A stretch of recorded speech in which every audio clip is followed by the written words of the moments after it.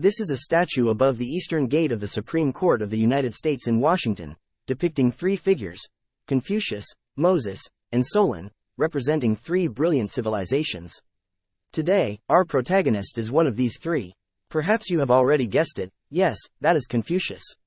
Confucius, as one of the most famous philosophers in ancient China, is revered as a saint by the Chinese people. His thoughts have not only influenced China's history and culture for thousands of years but also profoundly impacted people worldwide. Many people have heard some of Confucius's famous sayings, and some may even know a bit about his life, but that's okay. Today, we're not discussing anything serious or cultural. Instead, we'll talk about something different about Confucius. Before we begin, think about what you imagine Confucius to be like. Is he like this? Perhaps more specific, like this? Or more realistic, like this? Looking at these pictures, you may find that in our traditional view, Confucius is the image of a kind-looking old man with great wisdom. But what I'm about to say might challenge your perception. Firstly, the background and rise of Confucius are almost identical to those of a fictional male protagonist. He was the illegitimate son of a nobleman, raised in poverty with his mother. He once said he had done some rough things in his youth. It wasn't until he was 15 and his mother passed away that he reluctantly used public opinion to force his family to acknowledge him, swiftly transcending social classes, a classic rags to riches story. Secondly, Confucius might have been quite ugly.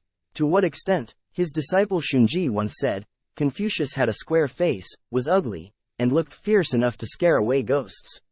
He might be something like this picture. Well, even this picture is probably embellished. But imagining what he really looks like might give you nightmares, so leave it at that. Thirdly, Confucius was very tall, reportedly 2.2 meters. He's almost the height of NBA star Yao Ming. Amazing. Some say this might be an exaggeration, but regardless, Confucius was significantly taller than others of his time, that's for sure. Fourthly, Confucius likely had considerable strength, even boundless. Historical records say he could lift a pole weighing hundreds of kilograms horizontally with his bare hands, and he was swift and agile, like a boss with high HP and maxed-out dodge stats. Are you kidding me? With such strength and height, why become a philosopher instead of a general? All I can say is, impressive. Perhaps this is why Confucius could reason with people from various countries during times of war. Imagine a 2.2-meter tall, fierce-looking, incredibly strong man, accompanied by dozens or hundreds of his followers, standing in front of you to reason with you. Wouldn't you listen?